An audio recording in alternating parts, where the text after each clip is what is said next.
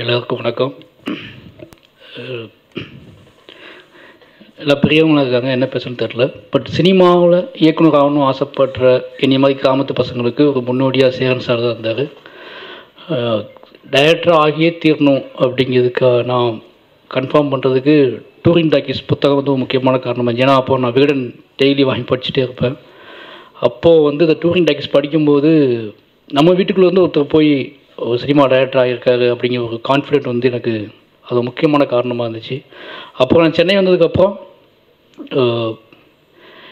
எந்த ஆஃபீஸுக்கும் நான் பெருசாக போகலை. ஆனால் சும்மா வாய்ப்பு கேட்காம எல்லா டைரக்டரோட ஆஃபீஸையும் வெளியே நின்று பார்த்துட்டு வருவோம் அப்படின்னு சொல்லிட்டு ஒரு ட்ராவல் பண்ணேன் சென்னை ஃபுல்லாக.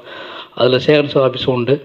அப்படி ட்ராவல் பண்ணதுக்கப்புறம் நான் ராம்சார்ட்ட போய் சேர்ந்தேன். அதனால் அப்படிப்பட்ட ரொம்ப நெருக்கமான, மனதுக்கு நெருக்கமான, நம்ம வீட்டில் ஒருத்தராக நினைக்கக்கூடிய சேரன் சாரோட படம் ரொம்ப நாள் காத்திருந்து இந்த திருமணம் படம் வருது. இந்த படத்தில் ஒரு வாழ்த்துறதுக்காக நம்மளை கூப்பிட்டது அப்படிங்கிறது பெரிய சந்தோஷமாக இருக்குது எனக்கு. என்ன அப்படின்னா, நாங்கள் அங்கே உட்கார வேண்டிய பையன் கூப்பிட்டு வாழ்த்து சொல்லியிருக்காங்க.